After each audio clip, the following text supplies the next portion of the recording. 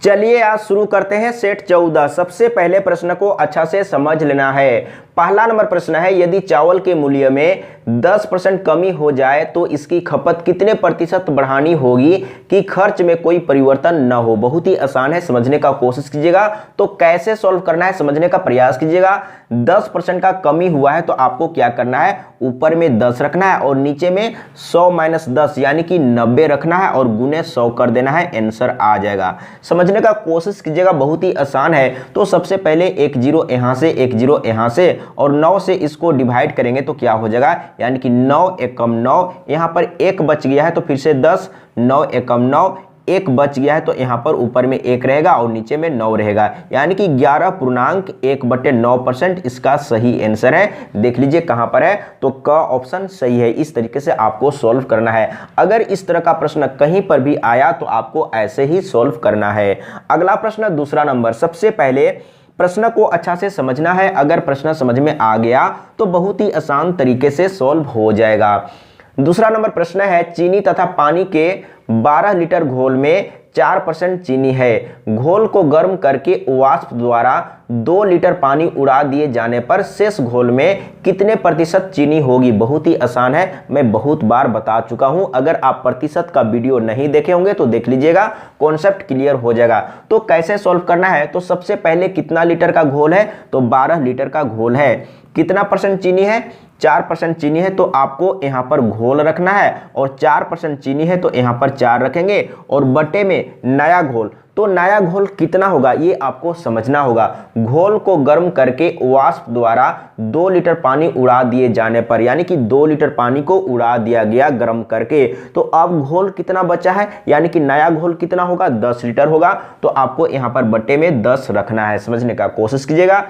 इसको गुना करेंगे तो 12 चौके 48 हो जाएगा और बटे में 10 हो जाएगा। समझने का प्रयास कीजिएगा। अब क्या करेंगे, यहाँ पर 1 और 0 है तो इसमें क्या करेंगे, दाहिने तरफ से 1 अंक के बाद पॉइंट दे देंगे, आंसर आ जाएगा। तो देख लीजिए, यानी कि 4.8% इसका सही आंसर है। तो कहां पर है, यानी कि ग ऑप्शन सही है। इस तरीके से आपको सॉल्व करना है एग्जाम में। एक बार अच्छा से सीखना है, समझना है। अगर एक बार अच्छा से सीख लेंगे, समझ लेंगे, तो आप भी इसी तरीके से कॉन्फिडेंस के साथ एग्जाम में सॉल्व कर लेंगे।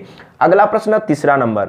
सबसे पहले प्रश्न को अच्छा से समझना है। प्रश्न में क्या दिया हुआ है एक बार मैं लिख लेता हूं। तो कितना है, कोट 9 डिग्री, इसके बाद कोट 27 डिग्री है। एक बार मैं लिख लेता हूं। अगर एक बार अच्छा से सीख लेंगे, समझ लेंगे, तो देखते के साथ आप आंसर बता सकते हैं। इसमें कलम और कॉपी यूज करने का जरूरत नहीं पड़ेगा, लेकिन एक बार अच्छा से सीखना होगा। कोट 63 डिग्री, इसके बाद कोट 81 डिग्री है। एक बार मैं मिला लेता हूं, cot 9 degree, cot 27 degree, cot 63 degree, cot 81 degree. अब आपको क्या करना है, दो का पेयर बनाना है, जोड़ा बनाना है। तो किसको किसको बनाना है ये आपको अच्छा से समझना होगा। जैसे यहाँ पर कोट 9 डिग्री है तो 9 में किसको जोड़ेंगे, तो 90 होगा, यानी कि इसको जोड़ देंगे, यानी कि 9 और 81 को जोड़ेंगे तो 90 हो जाएगा। तो इसी दोनों को एक साथ रखना है, समझने का कोशिश कीजिएगा। तो यहाँ पर 9 डिग्री और क्या हो जाएगा, कोट 81 डिग्री।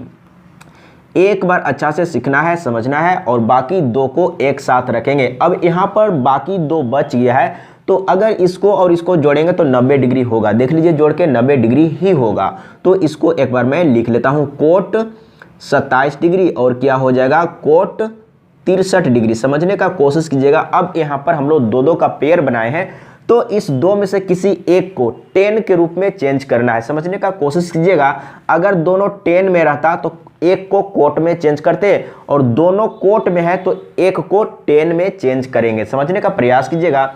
तो इसको ज्यों का त्यों रहने देते हैं। कितना है, कोट 9 डिग्री है। समझने का कोशिश कीजिएगा। अब इसको 10 में चेंज करेंगे तो आपको सिंपल में यहाँ पर 10 रख देना है। अब आपको समझना है, ये दोनों को जोड़ने से कितना हो रहा है, 90 डिग्री हो रहा है। अगर आप इसको 10 में चेंज करेंगे तो 10 यहाँ पर कितना डिग्री होगा, यानी कि 9 डिग्री होगा। समझने का कोशिश कीजिएगा, बहुत ही आसान है।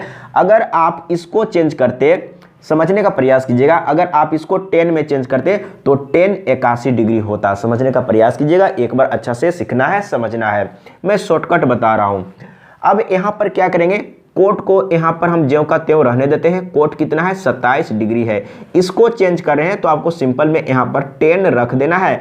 लेकिन अब यहाँ पर आपको समझना है कि यहाँ पर थीटा क्या होगा। अब आपको समझना है कि ये दोनों को जोड़ने से 90 डिग्री हो रहा है, तो अगर हम इसको 10 में चेंज करेंगे तो यहाँ पर थीटा क्या होगा, यानी कि 27 होगा। यहाँ पर 27 है तो यहाँ पर 27 ही होगा, समझने का प्रयास कीजिएगा।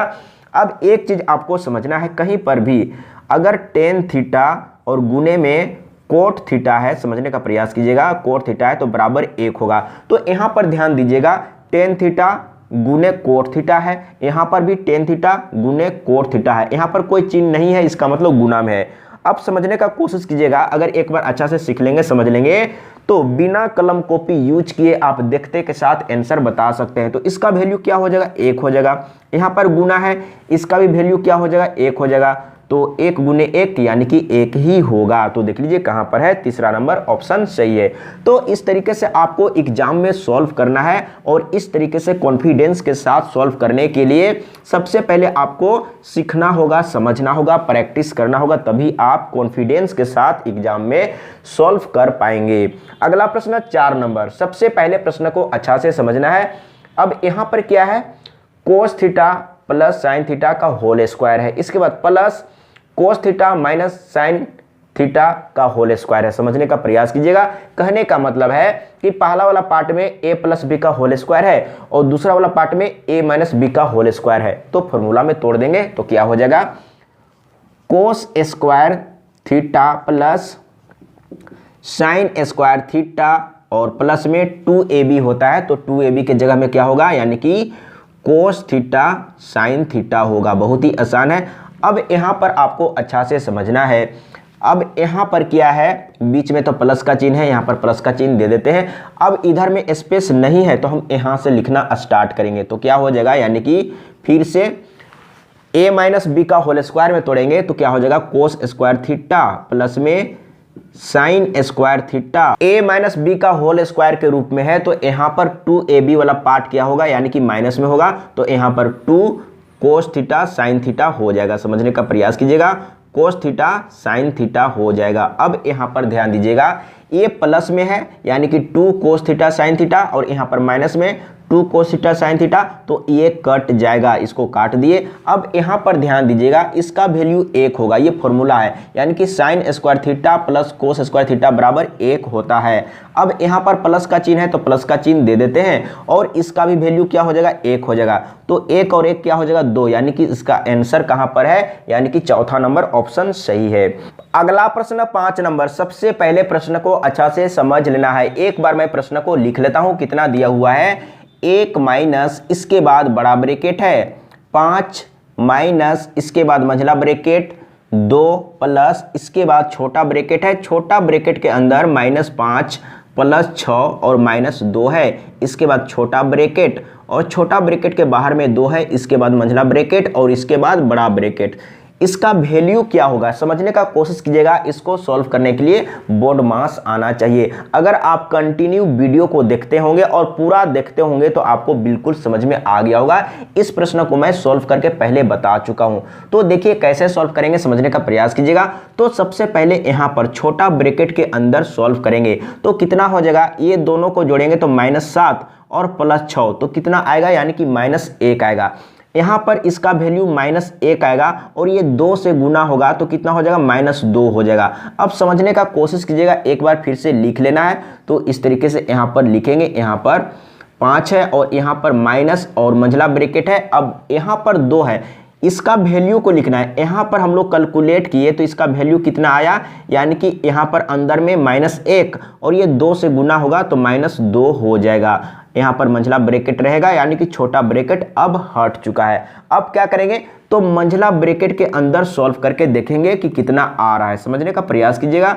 बड़ा ब्रैकेट, इसके बाद यहाँ पर 5 है। अब क्या होगा, मंझला ब्रैकेट हट जाएगा जब इसको सॉल्व करेंगे, तो 2 में 2 घटाएंगे तो 0, समझने का कोशिश कीजिएगा। अब बड़ा ब्रैकेट रह गया है 1 माइनस, अब समझने का कोशिश कीजिएगा, 5 में 0 घटाएंगे तो 5 बचेगा। अब यहाँ पर क्या है, 1 में 5 घटाएंगे तो कितना बचेगा, यानी कि -4। तो देख लीजिए -4 कहाँ पर है, यानी कि पहला नंबर ऑप्शन सही है। तो इस तरीके से आपको सॉल्व करना है।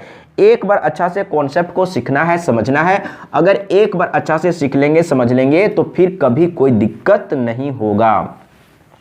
अगला प्रश्न 6 नंबर, इसमें क्या है, 4 का पावर है 2x बराबर और 256 है, तो x का मान क्या होगा, समझने का कोशिश कीजिएगा, बहुत ही आसान है। 4 का पावर 2x और इधर में कितना है 256 है, यहाँ पर 256 है, समझने का प्रयास कीजिएगा। अब आपको क्या करना है, जैसे x यहाँ पर है और 4 का पावर 2x है और यहाँ का वैल्यू निकालना है, तो आपको क्या करना है, इधर भी आपको 4 के पावर में चेंज करना है। जैसे यहाँ पर 4 है तो इधर भी आपको 4 के पावर में चेंज करना है। तो कैसे चेंज करेंगे, सबसे पहले आपको छोटा छोटा पार्ट में तोड़ना है। कैसे तोड़ेंगे, तो आपको क्या करना है, 4 से डिवाइड करना है, तो क्या हो जाएगा, यानी कि 4 छक 24, कितना बच गया है 1, तो 4 चौके 16। इसके बाद फिर से 4 से ही डिवाइड करेंगे क्योंकि हम लोग को 4 के रूप में बदलना है, तो क्या हो जाएगा 16 चौके 64। इसके बाद फिर से 4 चौके 16, यानी कि 4 में बदल गया है। कितने 4 है, यानी कि 4 गुने 4 गुने 4, यानी कि 4 को 4 बार गुना करेंगे तो 256 आ जाएगा। कहने का मतलब है, अब यहाँ पर फिर से आपको समझना है, इसको 4 के रूप में बदलना है, तो 4 का पावर आप 4 दे सकते हैं। अब समझने का कोशिश कीजिएगा, अच्छा से कॉन्सेप्ट को समझना है। अगर कहीं पर भी अब यहाँ पर समझना है, जैसे a है और पावर में कुछ भी है, जैसे 5 है, तो इसको कहते हैं आधार और इसको कहते हैं घात या पावर कहते हैं। तो यहाँ पर देख लीजिए, आधार दोनों तरफ बराबर है, सेम है। अगर आधार बराबर रहेगा तो आधार कैंसिल हो जाएगा, अगर पावर बराबर रहेगा तो पावर कैंसिल हो जाएगा। ये नियम है, रूल है, समझ लीजिएगा। एक बार अच्छा से सीख लेंगे, समझ लेंगे, तो फिर कभी कोई दिक्कत नहीं होगा। तो यहाँ पर आधार क्या है, बराबर है, तो आधार कैंसिल हो जाएगा। लेकिन आपको कैंसिल करके नहीं दिखाना है। अगर आप स्कूल कॉलेज में पढ़ाई करते हैं, किसी मास्टर को दिखाना है तो आपको कैंसिल करके नहीं दिखाना है। अगर आप सिर्फ आंसर के लिए सॉल्व कर रहे हैं तो आप इसको समझने के लिए काट सकते हैं, कोई दिक्कत नहीं है। तो ये कट गया तो क्या बच गया, यानी कि 2x बराबर 4, यानी कि आधार कैंसिल हो गया तो सिर्फ पावर बचेगा। तो अब यहाँ पर देखिए 2 से इसको काटेंगे तो 2 दूना 4, यानी कि ये कट चुका है। x बराबर कितना आया, 2 आया। बहुत ही आसान तरीके से आंसर आ गया। एक बार अच्छा से सीखना होगा, समझना होगा। और मैं यही कहूँगा, अगर समझने में कहीं पर प्रॉब्लम हो रहा है तो कमेंट में लिखिए, मैं फिर से समझाने का प्रयास करूंगा। तो इसका आंसर को सबसे पहले देख लेते हैं। पहला नंबर ऑप्शन सही है। अगर कहीं पर समझने में प्रॉब्लम हो रहा है, कंफ्यूजन है, डाउट है, तो कमेंट में लिखिएगा, मैं फिर से समझाने का प्रयास करूंगा। अगला प्रश्न 7 नंबर, सबसे पहले प्रश्न को अच्छा से समझ लेना है। इसी तरह का प्रश्न एग्जाम में आता है, देख लीजिए कब पूछा है, यानी कि 2006 में आरआरबी में पूछा है। तो कैसे सॉल्व करना है समझने का कोशिश कीजिएगा। एलसीएम क्या होगा समझने का प्रयास करना है। यहाँ पर क्या है, 4 का पावर 7 है, 4 का पावर 5 है, 4 का पावर 6 है, 4 का पावर 4 है, का एलसीएम क्या होगा समझने का कोशिश कीजिएगा। अब यहाँ पर आपको समझना है, जैसे इस रूप में दिया हुआ है, ये आधार है और ऊपर में जो भी पावर में दिया है इसको तो पावर ही कहते हैं। अब यहाँ पर आपको समझना है कि यहाँ पर सभी में, यानी कि आधार क्या है, सभी में सेम है, यानी कि आधार में 4 है, सभी के आधार में क्या है, 4 है। तो अब आपको क्या करना है, यानी कि पावर में जो सबसे बड़ी संख्या है वही हो जाएगा एलसीएम। समझने का कोशिश कीजिएगा। अगर पावर में दिया हुआ है और सभी का आधार सेम है तो सबसे बड़ा जो पावर है वही हो जाएगा एलसीएम। तो सबसे बड़ा पावर कौन सा हो जाएगा, यानी कि 4 का पावर 7, तो 4 का पावर 7 इसका हो जाएगा एलसीएम। बहुत ही आसान है, देखते के साथ आप आंसर बता सकते हैं। इसमें कलम और कॉपी यूज करने का जरूरत नहीं पड़ेगा, लेकिन एक बार अच्छा से सीखना होगा, समझना होगा। तो देख लीजिए कहां पर है 4 का पावर 7, तो 4 का पावर 7 यानी कि चौथा नंबर ऑप्शन में है। तो इस तरीके से आपको सॉल्व करना है। अब यहां पर आपको बताना है एचसीएफ यानी कि महत्तम समापवर्तक। समझने का कोशिश कीजिएगा, बहुत ही आसान है। तो इसमें क्या होगा, उल्टा होगा। एलसीएम में क्या होता है, यानी कि सबसे बड़ा पावर वाला, लेकिन एचसीएफ में क्या होगा, सबसे छोटा पावर वाला। तो यहां पर आपको ध्यान देना है, आधार में सभी के आधार में क्या है, 7 है, तो सबसे छोटा पावर कौन सा है, यानी कि 7 का पावर 5। यानी कि देखते के साथ आंसर आप बता सकते हैं। कलम और कॉपी यूज करने का जरूरत नहीं पड़ेगा, लेकिन एक बार अच्छा से सीखना होगा। तो कहां पर है, 7 का पावर 5 कहीं पर है, तो दूसरा नंबर ऑप्शन सही है। तो ये सही हो गया दूसरा नंबर ऑप्शन। तो इस तरीके से आपको सीखना है, समझना है। अगर एक बार अच्छा से सीख लिए, समझ लिए, तो फिर कभी कोई दिक्कत नहीं होगा। अगला प्रश्न 9 नंबर, सबसे पहले प्रश्न को अच्छा से समझना है। अब इसमें क्या बोल रहा है, एलसीएम एवं एचसीएफ दोनों बताना है, लेकिन यहां पर क्या है, आधार तो सेम है लेकिन पावर में माइनस है। अब समझने का कोशिश कीजिएगा, माइनस में समझने का प्रयास कीजिएगा। माइनस में यहां पर 2 है और माइनस में यहां पर 8 है। अब आपको बताना है कि इस दोनों में कौन बड़ा है, समझने का प्रयास कीजिएगा। तो माइनस में जो छोटी संख्या है वो क्या है, बड़ा है, समझने का प्रयास कीजिएगा।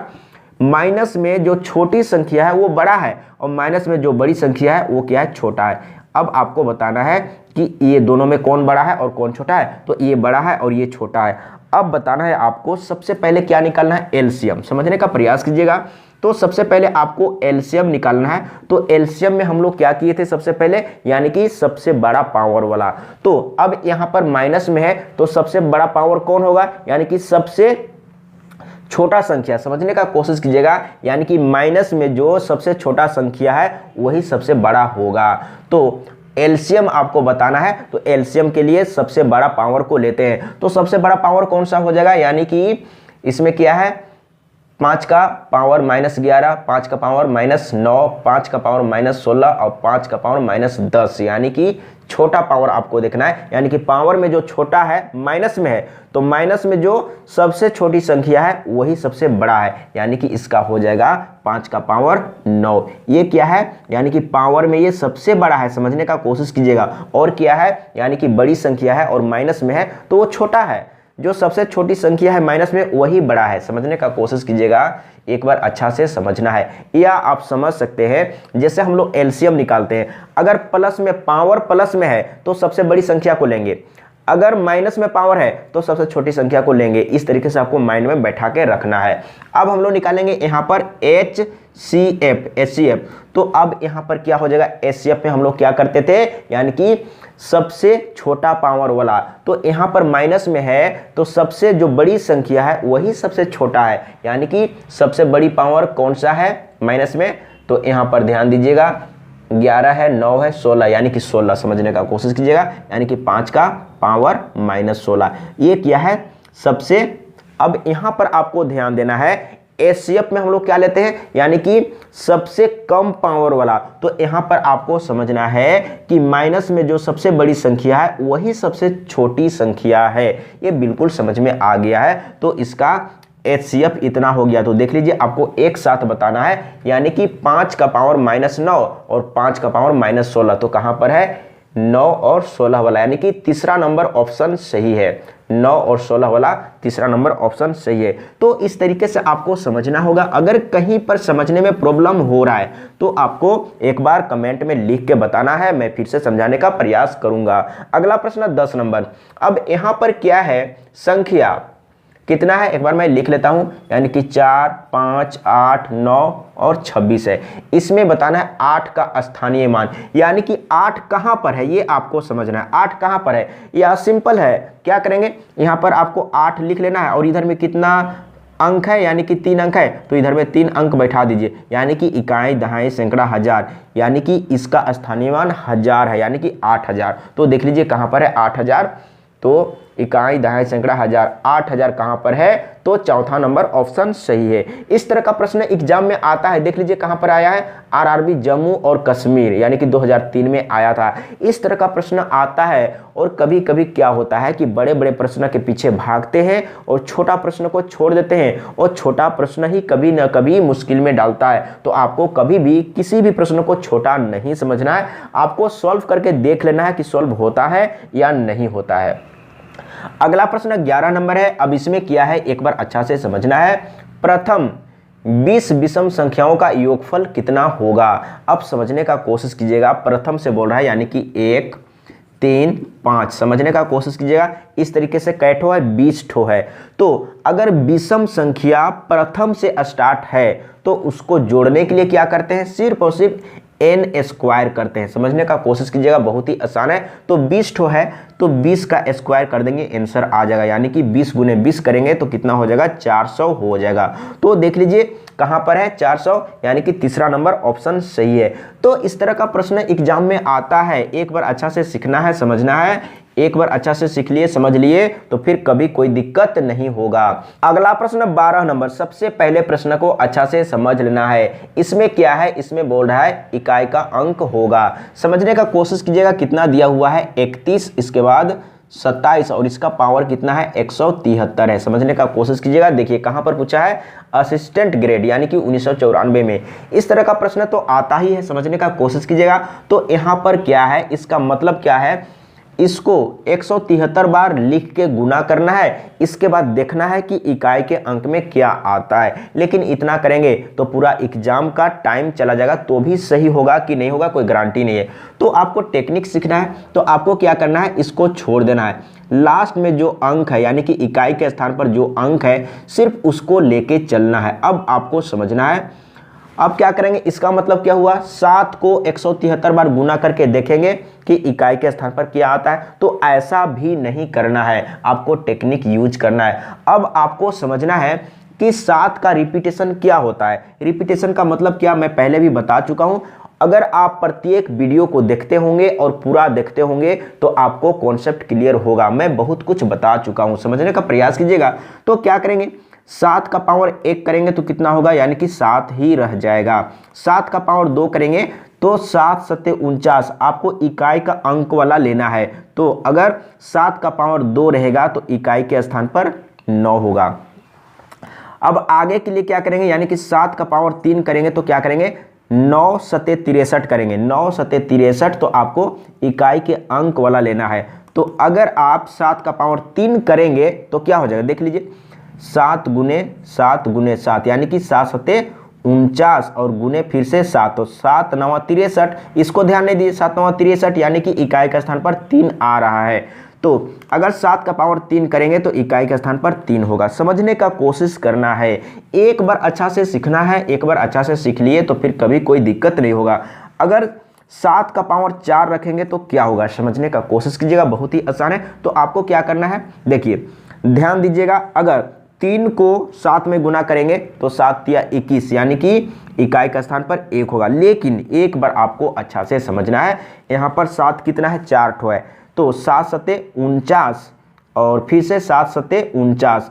अब क्या करेंगे, इकाई के स्थान वाला को गुना करेंगे यानी कि 9 9 81 होगा, तो इकाई का स्थान पर 1 आएगा। अब यहाँ पर आपको समझना है, अगर इसके आगे हम करते हैं, जैसे 7 का पावर 5 करेंगे तो क्या होगा, यानी कि 7 एकम 7, फिर से रिपीट हो जाएगा, यानी कि 4 के बाद, समझने का कोशिश कीजिएगा, 7 9 3 1 यानी कि 4 के बाद इसी तरीके से 7 9 3 1 7 9 3 1 रिपीट होते रहेगा 4 के बाद। बिल्कुल समझ में आ गया होगा। इसका मतलब क्या हुआ, 7 का रिपीटेशन कितना है, 4 है, यानी कि 4 के बाद रिपीट करता है। तो आपको क्या करना है, पावर को 4 से डिवाइड करना है। 4 से डिवाइड करके आपको ध्यान देना है कि शेष कितना बच रहा है। तो 4 से डिवाइड करते हैं तो 4 4 चौके 16, यहाँ पर कितना बच गया, 1 बच गया, तो 4 तिया 12, तो 1 बच गया, यानी कि शेष कितना आया, तो शेष आपको ध्यान देना है, शेष 1 आया है। तो आपको समझना है कि 7 का पावर 1 है, 7 का पावर 1 है तो इकाई का स्थान पर क्या होगा, यानी कि 7 होगा। अगर शेष यहाँ पर 2 बचता, समझने का कोशिश कीजिएगा, शेष अगर 2 बचता तो आपको समझना है 7 का पावर 2, तो 7 का पावर 2 तो इकाई का स्थान में 9 होगा। अगर शेष अगर 3 आ गया तो आपको क्या समझना है, यानी कि इकाई के स्थान पर 3 होगा। अगर शेष, अब यहाँ पर ध्यान दीजिएगा, शेष 4 नहीं बचेगा। अगर आप 4 से डिवाइड कर रहे हैं तो शेष 4 तो नहीं बचेगा, पूरा पूरा कटेगा। अगर आपको पूरा पूरा कट गया यानी कि 0 आ गया तो आपको समझना है 7 का पावर 4, तो 7 का पावर 4 तो इकाई के स्थान में क्या होगा, यानी कि 1 होगा। तो इस तरीके से आपको समझना है और इस तरीके से आप रट भी नहीं सकते हैं। अगर आप समझ लेंगे तो फटाफट आप रिपीटेशन को मालूम करेंगे और इस तरीके से आपको क्या करना है, पावर को डिवाइड करना है। पावर को डिवाइड करने के बाद आपको शेष को देखना है कि शेष कितना आया, तो शेष 1 आया, इसका मतलब 7 का पावर 1, तो 7 का पावर 1 रहेगा तो इकाई का स्थान पर क्या होगा, यानी कि 7 होगा। बिल्कुल समझ में आ गया होगा। तो देख लीजिए कहां पर है, यानी कि इसका आंसर क्या आया था, 7 आया था, तो 7 कहां पर है, तीसरा नंबर ऑप्शन सही है। तो इस तरीके से आप भी कॉन्फिडेंस के साथ एग्जाम में सॉल्व कर सकते हैं, लेकिन एक बार अच्छा से सीखना होगा, समझना होगा। अगला प्रश्न 13 नंबर, अब यहां पर देखिए इसमें क्या करना है, इस तरीके से लिखा हुआ है 2 माइनस 1/3। तो कैसे सॉल्व करना है समझने का कोशिश कीजिएगा। तो आपको क्या करना है, समझने के लिए मात्र और मात्र 2 स्टेप यानी 2 पार्ट को तोड़ के देखना है, यानी कि सॉल्व करके देखना है। तो देखिए क्या हो जाएगा, 3 दूना 6 और -1 यानी कि 5/3 होगा। यानी कि पहला पार्ट में अगर सॉल्व करेंगे तो इतना होगा, और दूसरा का पार्ट में कितना होगा, 5 दूना 10, 10 में 3 माइनस करेंगे तो कितना हो जाएगा, यानी कि 7/5 हो जाएगा। समझने का कोशिश कीजिएगा, एक बार मिला लेते हैं। 5 दूना 10, 10 में 3 घटाएंगे तो 7 बजेगा, यानी कि 7/5। देखिए अब इस तरीके से कट रहा है। अगर सभी को हम लिखेंगे, यानी कि 999 टर्म है, सभी को लिखेंगे तो इस तरीके से कटते जाएगा कटते जाएगा कटते जाएगा। अब आपको 2 ही स्टेप में समझना है कि इसमें क्या बच रहा है। तो देखिए पहला वाला पार्ट से नीचे वाला बच रहा है और लास्ट वाला पार्ट से ऊपर वाला बच जाएगा। अब आपको ध्यान देना है कि लास्ट वाला पार्ट में ऊपर में कितना होगा, ये आपको समझना है। तो सबसे पहले क्या करना होगा, यानी कि 999 को 2 से गुना करना होगा। तो गुना कर लेते हैं, 2 9 18, समझने का कोशिश कीजिएगा। 2 9 18, फिर से 2 9 18 और 1 19, फिर से 2 9 18 और 1 19, यानी कि इतना हो गया 2 से गुना करने पर। तो 999 को 2 से गुना किए तो इतना आया, माइनस 997 करेंगे तो 997, यानी कि यहाँ पर कितना घटाना है, 997।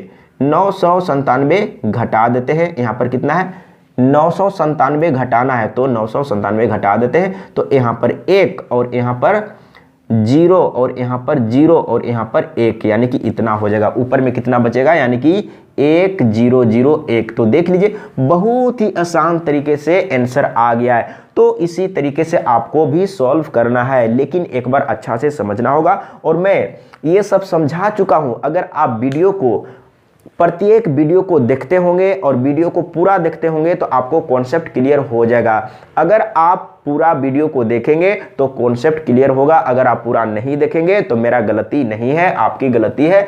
देख लीजिए ये जो प्रश्न आया है, कब आया है, कहां पर आया है, आरआरबी गोरखपुर में आया था 2005 में। इसके बाद एलडीसी 1996 में आया था, और भी आएगा। इसी तरह का प्रश्न एग्जाम में आता है, इसी पैटर्न पर आता है, समझने का कोशिश कीजिएगा। तो इसका आंसर तो मिल गया था। अब चलते हैं अगला प्रश्न 14 नंबर। अब इसमें क्या है, 800 रुपया पर 5% वार्षिक दर से 2 वर्ष का चक्रवृद्धि ब्याज ज्ञात करें। अब यहाँ पर ज्ञात नहीं लिखा हुआ है, सिर्फ लिखा हुआ है ब्याज करें, यानी कि ज्ञात करना है। तो कैसे ज्ञात करने, जो भी आप फॉर्मूला जानते हैं, जो भी ट्रिक आप जानते हैं, जो भी आपको अच्छा लगता है उससे आपको निकाल लेना है। लेकिन मैंने बताया था रेशियो मेथड, तो रेशियो मेथड में क्या होता है, 2 वर्ष के लिए आपको रेशियो याद होना चाहिए। तो 2 वर्ष का रेशियो होता है, यानी कि 2:1 होता है। तो इसमें नियम क्या है, सबसे पहले आपको क्या करना है, 800 का 5% निकालना है। तो आपको क्या करना है, इसको माइंड में कैलकुलेट करने के लिए देखिए ये जीरो तो कट जाएगा। तो आपको माइंड में क्या करना था, 8 गुने 5 करना था।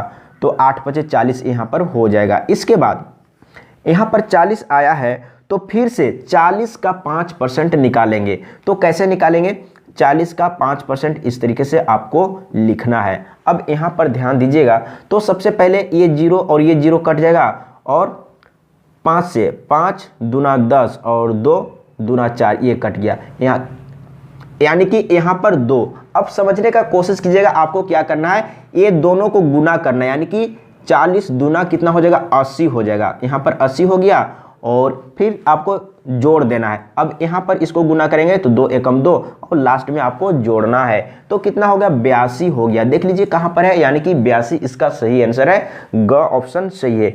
तो इस तरीके से एग्जाम में आता है। अगर आप एक बार अच्छा से सीखेंगे समझेंगे तो फिर कभी कोई दिक्कत नहीं होगा। अगला प्रश्न 15 नंबर। सबसे पहले प्रश्न को अच्छा से समझना है। मैं साधारण ब्याज, चक्रवृद्धि ब्याज पढ़ा चुका हूं, और ये जो प्रश्न है कहां से है, ए, बी और सी एक काम को, यानी कि समय और कार्य से है। समय और कार्य को भी बहुत अच्छा से पढ़ाया हूं। अगर आप एक बार अच्छा से वीडियो को देख लेंगे, समझ लेंगे, तो फिर कभी कोई दिक्कत नहीं होगा। ए, बी और सी एक काम को क्रमशः 24, 6 और 12 दिनों में पूरा कर सकते हैं। तीनों एक साथ मिलकर उस काम को पूरा करेंगे। तो आपको क्या करना है, तीनों मिलकर एक दिन में कितना काम करेगा उसी को लेके चलना है।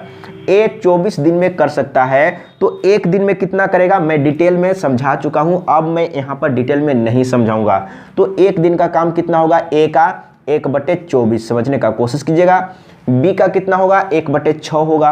अगर समय और कार्य का वीडियो नहीं देखे होंगे तो देख लीजिएगा। इसके बाद सी उसी काम को 12 दिन में करता है तो एक दिन में 1/12 भाग काम करेगा। अब फटाफट इसका एलसीएम ले लेंगे, कितना है 24 है, 6 है और 12 है। तो सबसे पहले 6 से ही, 6 चौके 24 और 6 एकम 6, 6 दूना 12, एक बार 2 से, 2 दूना 4, एक रहेगा 2 एकम 2, इस तरीके से। तो क्या हो जाएगा 2 दूना 4 और 4 छक 24, यानी कि एलसीएम आ गया 24। अब यहाँ पर ध्यान दीजिएगा 24 से डिवाइड करेंगे तो 1 आएगा, 1 से ऊपर में गुना तो 1, 6 चौके 24, 4 से ऊपर में गुना और 12 दूना 24, 2 आया 2 से ऊपर में गुना तो यहाँ पर 2 हो जाएगा। इसको जोड़ेंगे 4 2 6, 4 2 6 और 1 7, यानी कि 7/24 यहाँ पर आ गया 7/24। अब क्या करेंगे लास्ट में, यानी कि उल्टा करेंगे, उल्टा कर देंगे तो क्या हो जाएगा, यानी कि 24 चला जाएगा ऊपर में और 7 रहेगा नीचे में। अब समझने का कोशिश कीजिएगा तो क्या हो जाएगा 7 या 21, 7 या 21 कितना बच गया है, यानी कि 3 बच गया है तो 3 ऊपर में रहेगा और 7 नीचे में रहेगा, इतना यानी कि 3.3/7। तो कहाँ पर है 3.3/7 दिन, यानी कि ग ऑप्शन सही है। तो इस तरीके से आपको सॉल्व करना है और इस तरीके से कब सॉल्व कर पाएंगे, जब अच्छा से कॉन्सेप्ट को सीख लेंगे, समझ लेंगे तो आप भी एग्जाम में इसी तरीके से कॉन्फिडेंस के साथ सॉल्व कर सकते हैं। अगर कहीं पर भी समझने में प्रॉब्लम हुआ होगा तो कमेंट में लिख के बताइएगा। अगर किसी भी प्रश्न में आपको डाउट है, कंफ्यूजन है तो कमेंट में लिखिए और क्वेश्चन नंबर लिख दीजिएगा। मैं फिर से डिस्कस करूंगा और वीडियो बना के नया वाला चैनल में अपलोड कर दूंगा। नया वाला चैनल का नाम यहाँ पर है, देख लीजिए, यूट्यूब में जाइए, सर्च कीजिए और चैनल को सब्सक्राइब कर लीजिए, तभी आपको वीडियो मिलेगा। अगर आप 1000 बार पूछेंगे तो आपको 1000 बार रिप्लाई मिलेगा। आज के लिए इतना ही। जय हिंद, वंदे मातरम।